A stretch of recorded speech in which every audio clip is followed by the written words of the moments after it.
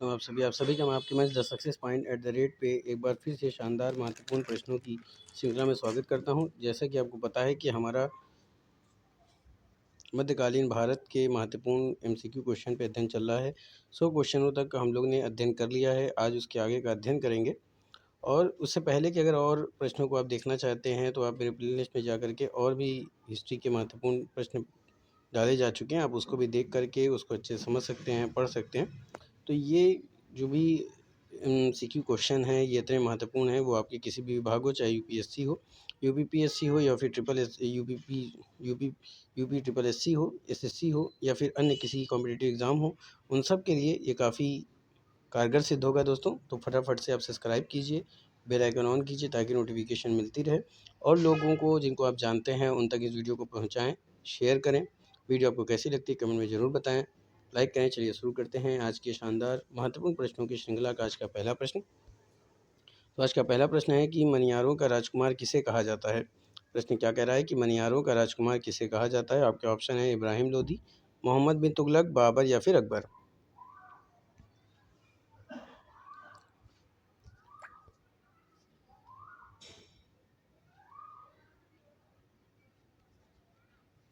तो दोस्तों मनियारों का राजकुमार जिसे कहा जाता है वो है मोहम्मद बिन तुगलक को कहा जाता है। तो ऑप्शन आपका कौन सा राइट हो जाएगा? बी राइट हो जाएगा। तो B is the right answer for this question. अगले प्रश्न की तरफ बढ़ते हैं। अगला प्रश्न क्या कह रहा है कि दिल्ली के निम्नलिखित सुल्तानों में से किसे इतिहासकार ने विरोधाभासों का मिश्रण बताया था। क्या ऑप्शन है बलबन, दूसरा इब्राहिम लोधी, फिर अलाउद्दीन खिलजी या फिर मोहम्मद बिन तुगलक। तो दिल्ली के निम्नलिखित सुल्तानों में से किसी इतिहासकार ने विरोधाभासों का मिश्रण बताया है। तो फटाफट से कमेंट में उत्तर कीजिए। तो दिल्ली के निम्नलिखित सुल्तानों में से जिसे इतिहासकार ने विरोधाभासों का मिश्रण बताया है वो कौन है? तो वो है मोहम्मद बिन तुगलक। तो ऑप्शन आपका डी राइट हो जाना चाहिए। तो डी राइट हो जाएगा। तो D is the right answer for this question. अगले प्रश्न की तरफ बढ़ते हैं। अगला प्रश्न कह रहा है कि निम्नलिखित में से किस इतिहासकार ने मोहम्मद बिन तुगलक को दिल्ली सल्तनत का सबसे विद्यमान सुल्तान कहा है।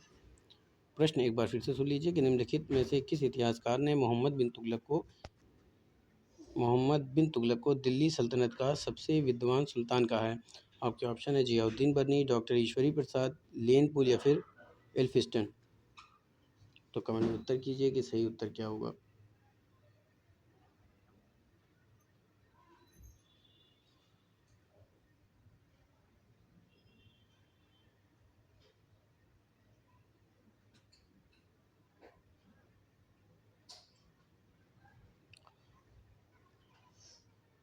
तो दोस्तों निम्नलिखित में से जिस इतिहासकार ने मोहम्मद बिन तुगलक को दिल्ली सल्तनत का सबसे विद्वान सुल्तान कहा है उसका नाम है एल्फिस्टन। तो ऑप्शन आपका क्या हो जाएगा? डी राइट हो जाएगा। D is the right answer for this question. अगले प्रश्न की तरफ चलते हैं। अगला प्रश्न कह रहा है कि मोहम्मद बिन तुगलक ने किस देश का उदाहरण देकर तांबे और पीतल के सिक्कों का प्रयोग कर टोकन मुद्रा बनवाया था। यानी कुल मिला के टोकन मुद्रा का जो प्रचलन हुआ था मोहम्मद बिन तुगलक के समय में, वो किस देश का उदाहरण लेकर मोहम्मद बिन तुगलक ने बनवाया था। और जो सिक्का बनवाया था टोकन मुद्रा वो तांबे और पीतल के थे। तो आपको बताना है कि किस देश का उदाहरण, मतलब किस देश को लेकर के उसने बनाया था। तो आपके ऑप्शन है जापान, ग्रीस, चीन, रूस।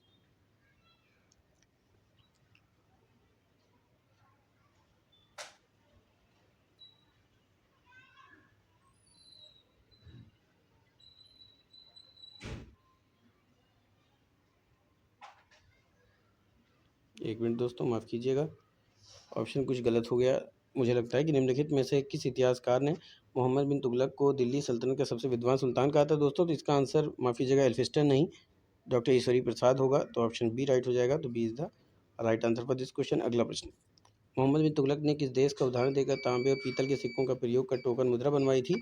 तो दोस्तों ये जो टोकन बनवाया था, टोकन मुद्रा, ये पीतल और तांबे के होते थे। इसको मोहम्मद बिन तुगलक ने बनवाया था। तो किस देश का उदाहरण लेकर बनवाया था? तो ये चीन देश का बनवाया था। तो C is the right answer for this question. अगले प्रश्न की तरफ चलते हैं। अगला प्रश्न कह रहा है कि भारत में सर्वप्रथम सांकेतिक मुद्रा का प्रचलन किसने किया था। यानी कि सर्वप्रथम सांकेतिक मुद्रा का प्रचलन किया था। आपके ऑप्शन है अलाउद्दीन खिलजी, इल्तुतमिश, मोहम्मद बिन तुगलक। तो ये तुगलक नहीं, तुगलक होगा, इसको तुगलक कर लेते हैं। तुगलक या फिर शेरशाह सूरी। भारत में सर्वप्रथम सांकेतिक मुद्रा का प्रचलन किया था।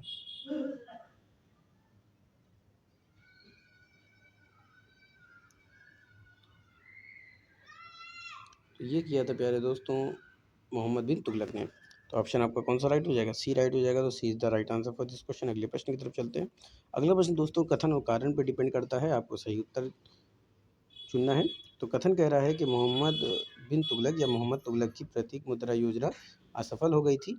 दूसरा क्या था कि मोहम्मद तुगलक का जो मुद्रा निर्गमन पर उचित नियंत्रण नहीं था। तो इसमें से कौन सा सही है? तो दोस्तों अगर बात की जाए तो मोहम्मद बिन तुगलक के प्रतीक मुद्रा योजना असफल इसलिए हो गई थी क्योंकि क्या कारण था कि मोहम्मद तुगलक का मुद्रा निर्गमन पर उचित नियंत्रण नहीं था। इसी कारण उसकी जो मुद्रा योजना थी वो क्या हो गई थी? असफल हो गई थी। तो इस हिसाब से क्या हो जाएगा दोस्तों?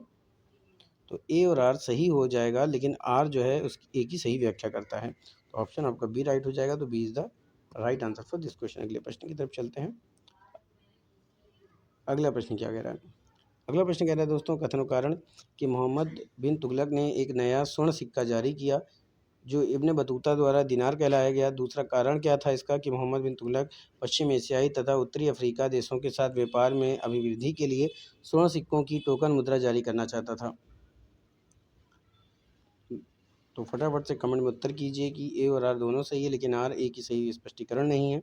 ए और आर दोनों सही है और आर ए की सही स्पष्टीकरण है। ए सही है लेकिन आर गलत है, और ए गलत है किंतु आर सही है। तो इसमें से कौन सा सही उत्तर होगा ये बता। तो मोहम्मद बिन तुगलक ने एक नया स्वर्ण सिक्का जारी किया जो इब्न बतूता द्वारा दिनार कहलाया गया। इसका कारण क्या था कि मोहम्मद बिन तुगलक पश्चिम एशियाई तथा उत्तरी अफ्रीका देशों के साथ व्यापार में अभिवृद्धि के लिए स्वर्ण सिक्कों की टोकन मुद्रा जारी करना चाहता था। तो आपका सही ऑप्शन क्या होगा? ए राइट हो जाएगा कि ए और आर दोनों सही है और आर ए का सही स्पष्टीकरण है। तो ऑप्शन आपका बी राइट हो जाएगा। तो B is the right answer for this question. अगले प्रश्न की तरफ चलते हैं। अगला प्रश्न कह रहा है प्यारे दोस्तों कि दिल्ली सल्तनत के किस सुल्तान ने सर्वप्रथम एक वस्त्र निर्माणशाला स्थापित किया था? प्रश्न क्या है? दिल्ली सल्तनत के किस सुल्तान ने सर्वप्रथम एक वस्त्र निर्माण शाला स्थापित किया था? आपके ऑप्शन है अलाउद्दीन खिलजी, मोहम्मद बिन तुगलक, जलालुद्दीन खिलजी या फिर फिरोज तुगलक।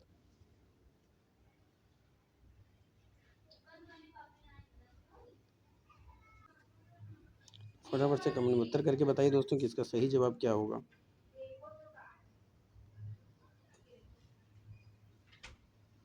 दोस्तों दिल्ली सल्तनत के जिस सुल्तान ने सर्वप्रथम एक वस्त्र निर्माणशाला स्थापित किया था उसका नाम है मोहम्मद बिन तुगलक। तो ऑप्शन आपका बी राइट हो जाएगा। तो B is the right answer for this question. अगले प्रश्न की तरफ बढ़ते हैं। अगला प्रश्न कह रहा है कि मोहम्मद बिन तुगलक ने कृषि के विकास के लिए किस एक नए विभाग का आरंभ किया था? प्रश्न क्या है कि मोहम्मद बिन तुगलक ने कृषि के विकास के लिए किस एक नए विभाग का आरंभ किया था? आपके ऑप्शन है दीवाने अशरफ, दीवाने रिसालत, दीवाने आमिर अमीर कोही या फिर दीवाने मुस्तकराज। बहुत ही इंपॉर्टेंट क्वेश्चन है।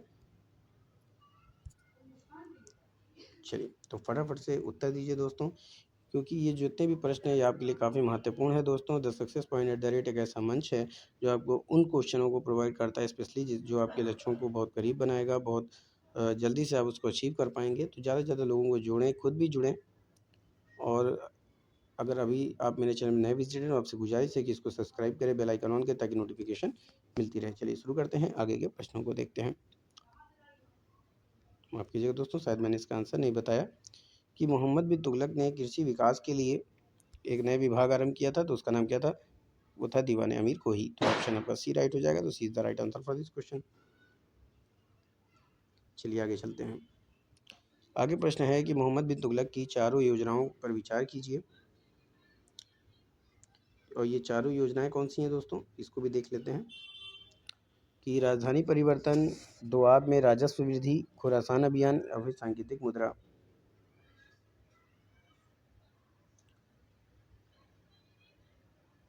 योजनाओं का सही क्रम काला अनुक्रम नीचे दिए हुए कोड से पता करना है। कौन सा सही होगा? 2-1-3-4, 1-2-3-4, 1-2-4-3 या फिर 2-1-4-3। तो मोहम्मद बिन तुगलकों की जो चार योजनाओं को जो विचार करना है, आइए उसको देखते हैं। तो दोस्तों पहले हुआ था दोआब में परिवर्तन, उसके बाद आपका राजधानी परिवर्तन हुआ था, उसके बाद आपका खुरासान हुआ था, फिर आपका माफ़ कीजिएगा दोआब पहले हुआ था, उसके बाद राजधानी परिवर्तन, उसके बाद आपका सांकेतिक मुद्रा हुआ था दोस्तों। इसको भी ठीक कर लेते हैं। उसके बाद सांकेतिक मुद्रा हुआ था, यानी पहले दोआब में राजस्व वृद्धि हुई थी, उसके बाद आपका राजधानी परिवर्तन हुआ, राजधानी परिवर्तन के बाद आपका सांकेतिक मुद्रा जारी किया गया था, उसके बाद फिर खुरासान का अभियान उसने किया था। तो 2-1-4-3 कौन सा ऑप्शन दे रहा है? डी कोड पे दे रहा है। तो D is the right answer for this question. अगले प्रश्न की तरफ चलते हैं। अगला प्रश्न कह रहा है प्यारे दोस्तों कि कथन और कारण देखना है। तो मोहम्मद बिन तुगलक दिल्ली छोड़ने के बाद 2 वर्षों तक स्वर्ग द्वारी नामक शिविर में रहा। उस समय दिल्ली एक प्रकार के प्लेग से बर्बाद हो गई थी और बहुत से लोग मारे गए थे। तो आपको सही कूट का चयन करते हुए सही उत्तर देना है। तो दोस्तों कारण क्या था कि मोहम्मद बिन तुगलक दिल्ली छोड़ने के बाद 2 वर्षों तक स्वर्ग द्वारी नामक शिविर में रहा। उसका कारण ये था कि दिल्ली में एक प्लेग बीमारी फैल गई थी, जिससे काफ़ी लोग बर्बाद हो गए थे और बहुत से लोग मारे गए थे। तो आपका ऑप्शन बी राइट हो जाएगा कि ए और आर दोनों सही है और आर ए का सही स्पष्टीकरण करता है, तो बी ऑप्शन राइट हो जाएगा। B is the right answer for this question. अगले प्रश्न की तरफ बढ़ते हैं। अगला प्रश्न क्या कह रहा है कि नीचे दिए गए विभागों की सूची से बताना है कि इनकी स्थापना फिरोज तुगलक ने की थी। कि पहला दे रहा है दीवाने खैरात, दीवाने बदगान, दारुल सफ़ा या फिर रोजगार कार्यालय। तो नीचे दिए गए कोड से सही उत्तर चुन के आपको बताना है। पहला और दूसरा, पहला दूसरा तीसरा और चौथा, पहला और तीसरा या फिर दूसरा और चौथा।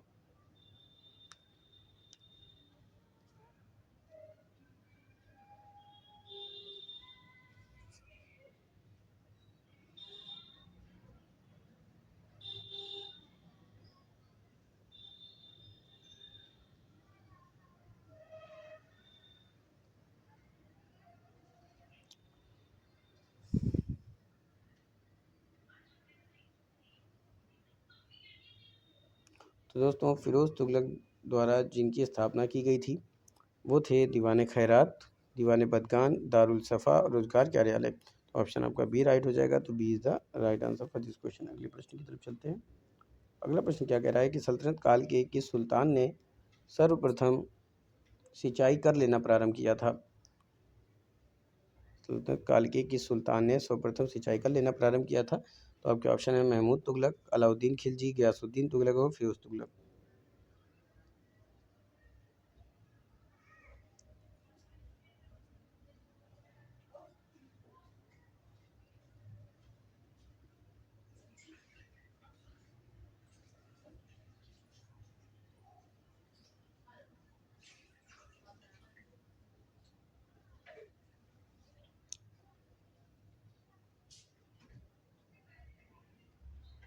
तो सल्तनत काल के जिस सुल्तान ने सर्वप्रथम सिंचाई कर लेना प्रारंभ किया था उसका नाम था फिरोज तुगलक। तो ऑप्शन आपका डी राइट हो जाएगा। तो D is the right answer for this question.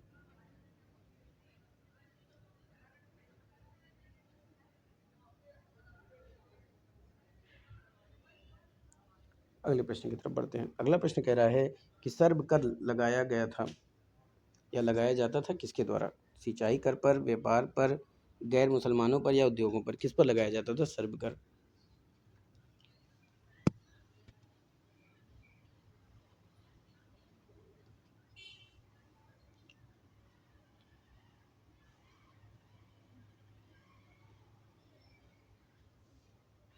तो दोस्तों सर्व कर जो लगाया जाता था वो सिंचाई पर लगाया जाता था। तो ऑप्शन ए राइट हो जाएगा। तो A is the right answer for this question. अगले प्रश्न की तरफ बढ़ते हैं। अगला प्रश्न क्या कह रहा है कि वह सुल्तान जिसने प्रथम बार हिंदू धर्म ग्रंथों का फारसी भाषा अनुवाद कराने का कार्य प्रारंभ किया था। प्रश्न क्या है कि कौन सा सुल्तान था जिसने प्रथम बार हिंदू धर्म ग्रंथों का फारसी भाषा में अनुवाद कराने का कार्य प्रारंभ किया था। ऑप्शन अलाउद्दीन खिलजी, इल्तुतमिश, मोहम्मद बिन तुगलक या फिर फिरोज शाह तुगलक।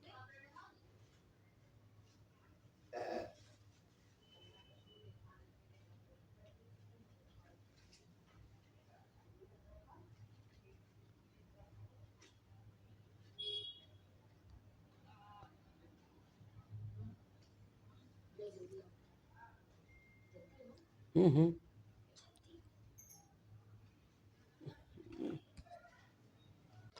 तो वह सुल्तान जिसने प्रथम बार हिंदू धर्म ग्रंथों का फारसी भाषा में अनुवाद कराने का कार्य प्रारंभ किया था तो वह था फिरोज शाह तुगलक।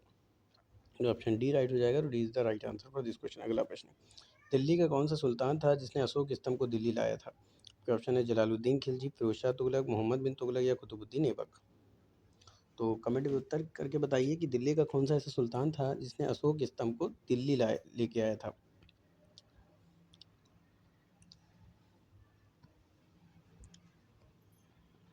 तो अशोक स्तंभ को दिल्ली लाने वाला कौन सा दिल्ली का सुल्तान था, तो वो था फिरोज शाह तुगलक। तो ऑप्शन बी राइट हो जाएगा। तो B is the right answer for this question. अगले प्रश्न की तरफ चलते हैं। अगला प्रश्न कह रहा है कि दिल्ली का वह सुल्तान जिसने अपने संस्मरण लिखा था यानी अपने खुद के बारे में लिखा था। आपके ऑप्शन है बलबन, इल्तुतमिश, अलाउद्दीन खिलजी या फिरोज शाह तुगलक। दिल्ली का कौन सा ऐसा सुल्तान था जिसने अपने संस्मरण लिखा था?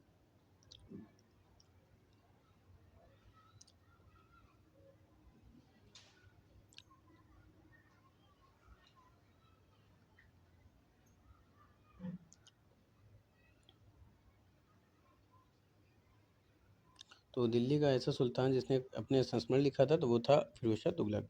तो ऑप्शन डी राइट हो जाएगा। तो D is the right answer for this question. अगला प्रश्न, फतुहात फिरोज शाह किसने लिखा है? Firoz Shah Tughlaq, Al-Biruni, Utbi, Ibn Battuta. फतुहात फिरोज शाह किसने लिखा है? बहुत ही इंपॉर्टेंट है दोस्तों। फतुहात फिरोज शाह किसने लिखा है? ये क्वेश्चन आपके रेलवे में भी आ चुका है कि फतुहात फिरोज शाह किसने लिखा है। तो फतुहात फिरोज शाह जिसने लिखा है उस शासक का नाम है जो दिल्ली का सुल्तान था, वो था फिरोज शाह तुगलक। तो ऑप्शन ए राइट हो जाएगा। तो A is the right answer for this question. अगला प्रश्न, अगला प्रश्न कह रहा है कि दिल्ली सल्तनत के तुगलक राजवंश का अंतिम शासक कौन था? प्रश्न एक बार फिर से सुन लीजिए, दिल्ली सल्तनत के तुगलक राजवंश का, ऐसे तो दिल्ली सल्तनत का अंतिम राजवंश की बात करें तो आखिर इब्राहिम लोदी था, लेकिन अगर तुगलक राजवंश की बात करें तो अंतिम शासक कौन था आपको यही बताना है। ऑप्शन है गियासुद्दीन तुगलक, फिरोज शाह तुगलक, नसरुद्दीन महमूद और नसरत शाह।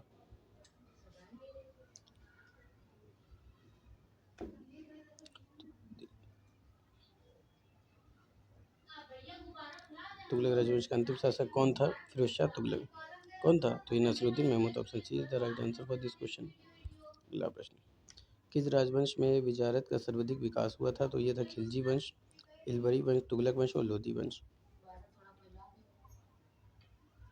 तो किस वंश में विजारत का सर्वाधिक विकास हुआ था? खिलजी वंश, इलबरी वंश, तुगलक वंश या फिर लोधी वंश। तो दोस्तों जिस वंश में विजारत का सर्वाधिक विकास हुआ था वो था तुगलक वंश।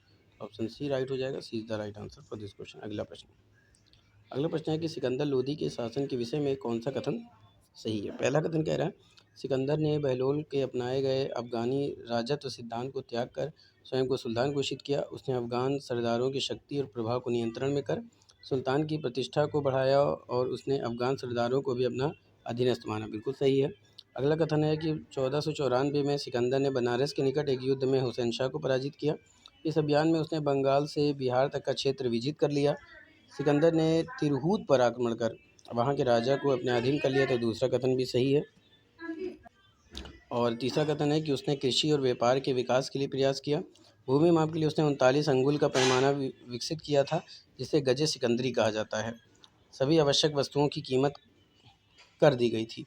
बिल्कुल सही है दोस्तों कि उसने कृषि और व्यापार के विकास के लिए प्रयास किया था, उसने गजे सिकंदरी चलाया था। तो ये तीनों कथन सही है। तीनों कथन कौन पे आएगा? सी पे। तो C is the right answer for this question. अगले प्रश्न की तरफ चलते हैं। अगला प्रश्न है कि सरदारों के, तो इब्राहिम अपने सरदारों को चल के अपनी सत्ता दृढ़ करना चाहता था। उसने उन्हें विनम्र रखने का भी भयंकर कोशिश की। पहला सही है। दूसरा क्या है कि उसने पिता के समय के विश्वस्त सरदारों पर अविश्वास कर या तो उन्हें पदच्युत कर कारागार में डाल दिया या फिर उनकी हत्या कर दी। ये भी सही है। तीसरा है, ऐसा माना जाता है कि इब्राहिम के इसी उद्दंड व्यवहार के कारण भारत पर बाबर के आक्रमण के समय सरदारों ने इब्राहिम का साथ छोड़ दिया, जिस कारण इब्राहिम लोदी की पराजय हुई। तो तीनों सही है। तीनों कहाँ पे आएगा? ए पे आएगा। तो A is the right answer for this question. अगले प्रश्न की तरफ चलते हैं। अगला प्रश्न है कि खतौली के युद्ध में 1517 में मेवाड़ के राणा सांगा ने दिल्ली के सुल्तान लोधी को हराया और उसे कैद कर लिया। फिर फिरौती वसूलने के बाद उसे रिहा कर दिया गया। तो खतौली के युद्ध में मेवाड़ के राणा सांगा ने किस सुल्तान को कैद किया था? बहलोल लोधी, कुतुबुद्दीन, इब्राहिम या फिर सिकंदर।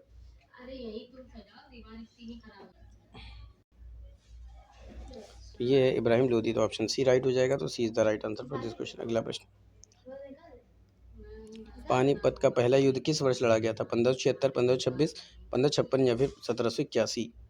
तो पानीपत का पहला युद्ध किस वर्ष लड़ा गया था?